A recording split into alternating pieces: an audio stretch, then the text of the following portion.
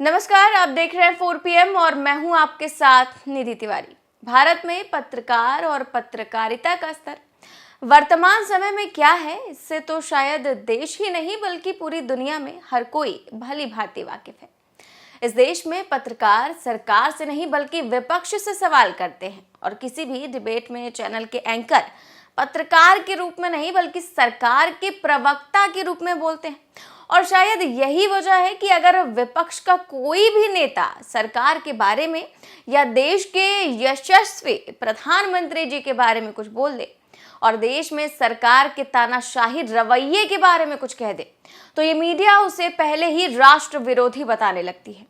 लेकिन अगर कोई भी पूर्व गवर्नर देश में हुए एक बड़े आतंकी हमले के बारे में कुछ खुलासे करे और प्रधानमंत्री और गृह मंत्री के बारे में कोई बात करे, तो इस देश की वर्तमान समय की मीडिया उस पर सरकार से सवाल करने या उस मुद्दे को दिखाने की बजाय सबूत मांगती है। और कहा जाता है कि हम बिना सबूत कुछ भी नहीं दिखा सकते। वैसे ये कोई एक मामला नहीं है। पिछले 8 साल से देश की मीडिया का स्तर लगातार नीचे गिरता ही जा रहा है और इसकी वजह सिर्फ एक है कि मीडिया अपना असली काम ही भूल गई है, अपना कर्तव्य भूल गई है और लोगों को सच दिखाना और बताना छोड़कर सिर्फ और सिर्फ सरकार की जय जयकार करने में लग चुकी है। वैसे आप सोच रहे होंगे कि मैं अचानक अपने ही देश की मीडिया पर सवाल क्यों उठा रही हूँ, तो आपको बता दूं कि मैं भी एक पत्रकार हूँ। मैं भी चाहती हूँ कि हमारे देश का नाम ऊंचा हो, हमारे देश की मीडिया स्वतंत्र और निडर बने। लेकिन बड़ा दुख होता है ये देखकर कि प्रेस की स्वतंत्रता का स्तर इस देश में लगातार गिरता जा रहा है। और ये मैं नहीं कह रही बल्कि वैश्विक मीडिया पर नजर रखने वाली संस्था रिपोर्टर्स विदाउट बॉर्डर्स द्वारा जारी किए गए ताज़ा आंकड़े बता रहे हैं। और इन ताज़ा आंकड़ों में भारत की स्थिति देखने के बाद ही मैं आज अपने ही देश की मीडिया के लिए ऐसी बातें कह रही हूँ, क्योंकि दुख होता है कि जिस देश को आज़ाद हुए 75 साल से ज़्यादा का समय बीत चुका है और देश अपने अमृतकाल में जी रहा है, वहाँ आज़ादी के इतने दिनों बाद भी पिछले 8 साल से इस देश की मीडिया गुलाम बनकर काम कर रही है। अब उनके लिए सच सिर्फ वही है जो इस देश की सरकार कहे या फिर देश के प्रधानमंत्री। इसलिए अपने देश की इस मीडिया की हालत देखकर वाकई में काफी दुख होता है और गुस्सा भी आता है। और अगर ताज़ा आंकड़ों पर नजर डालें तो रिपोर्टर्स विदाउट बॉर्डर्स यानी कि RSF के प्रेस स्वतंत्रता सूचकांक के मुताबिक वर्तमान समय में भारत की स्थिति काफी खराब है और वो 161वें स्थान पर पहुंच चुका है। यानी कि एक साल में भारत की स्थिति और भी खराब हुई है। इतना ही नहीं, RSF के अनुसार भारत उन 31 देशों में शामिल है जहां पत्रकारों के लिए स्थिति बेहद गंभीर है। इस बहुत गंभीर फहरिस्त में होना भारत जैसे लोकतांत्रिक देश के लिए वाकई एक शर्मनाक वाकया है। लेकिन हमारे देश की सरकार को अपने खिलाफ कुछ भी सुनना पसंद नहीं है, इसलिए देश में वो किसी को बोलने नहीं देते। और अगर देश के बाहर कोई एजेंसी या कोई संस्थान कोई सर्वे करती है और सरकार के मन मुताबिक नहीं दिखाती, तो हमारी सरकार उस रिपोर्ट और उस सर्वे को ही झूठा बता देती है। पिछले साल भी जब विश्व प्रेस स्वतंत्रता सूचकांक में भारत की स्थिति खराब दिखाई गई थी, तो हमारे देश की कल्याणकारी सरकार ने उसे मानने से ही मना कर दिया था और उसे गलत करार दिया था।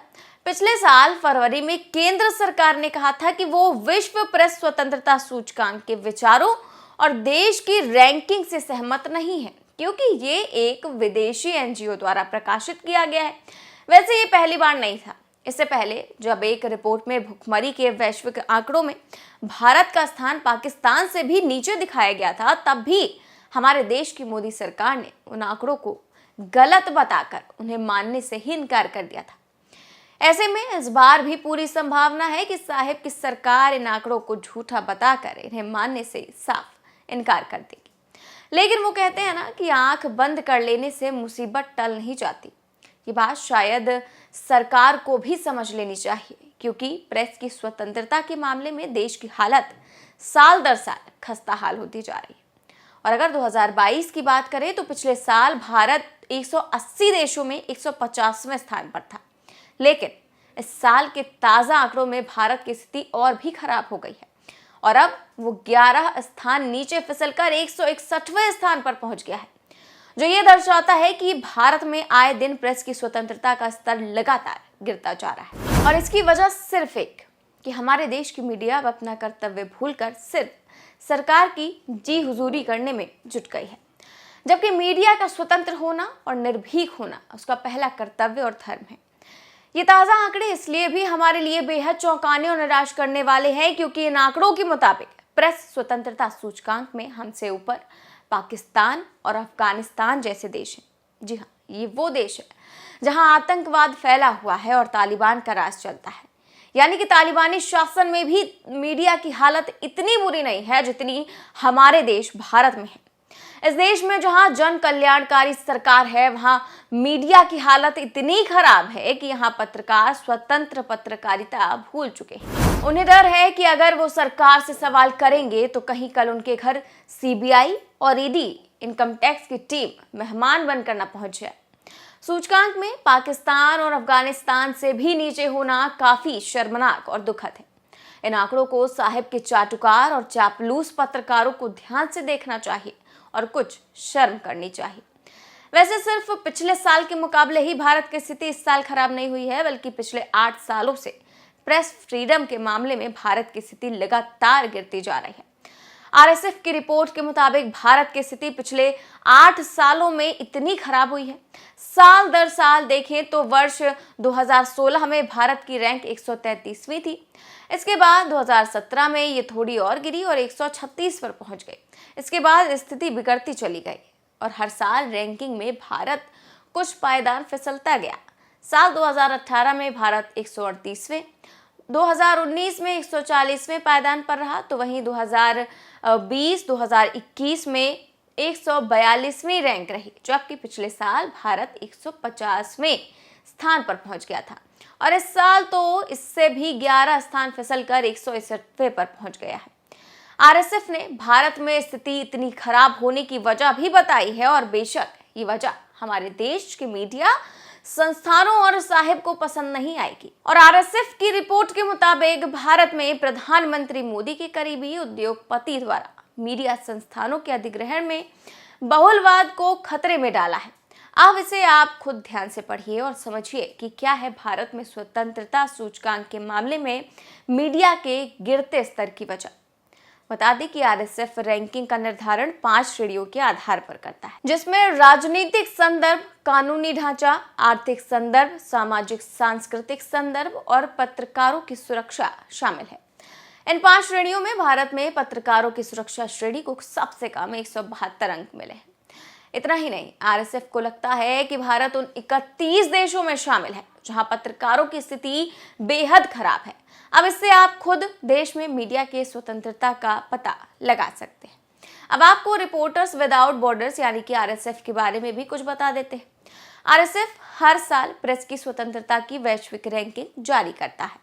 आरएसएफ एक अंतर्राष्ट्रीय एनजीओ है जिसका स्वघोषित उद्देश्य मीडिया की स्वतंत्रता की रक्षा करना और उसे बढ़ावा देना है। इसका मुख्यालय पेरिस में है। इसे संयुक्त राष्ट्र के साथ सलाहकार का दर्जा भी प्राप्त है। यानी कि ऐसा नहीं है कि ये आंकड़े हमने अपने मन से बताए हैं या फिर आरएसएफ कोई मामूली संस्था है या फिर वो मोदी जी के खिलाफ है, बल्कि ये एक प्रतिष्ठित संस्था है।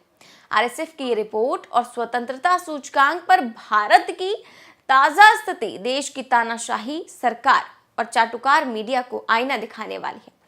शर्म आनी चाहिए कि भारत जैसे लोकतांत्रिक देश में मीडिया की हालत ये हो गई है। हम स्वतंत्र प्रेस के मामले में वैश्विक स्तर पर पाकिस्तान और अफगानिस्तान से भी नीचे पहुंच गए।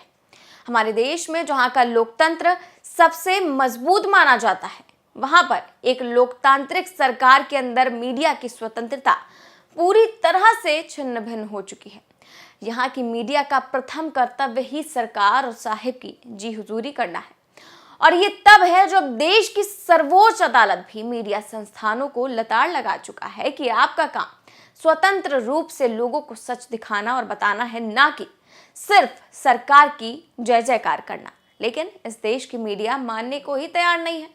उन पर चापलूसी की चाशनी की चादर इतनी मोटी चढ़ चुकी है कि वो उतरने का नाम ही नहीं ले रही है। फिलहाल हम उम्मीद करेंगे कि सरकार और चापलूस मीडिया दोनों ही इस रिपोर्ट और आंकड़ों को ध्यान से देखें और शर्म करें और इससे सीख लेकर मीडिया के कर्तव्यों का पालन करें और स्वतंत्र होकर निडर और निष्पक्ष पत्रकारिता करें। फिलहाल इस खबर में बस इतना ही। देश और दुनिया की तमाम बड़ी खबरें जानने के लिए देखते रहिए 4 PM न्यूज़ नेटवर्क। नमस्कार।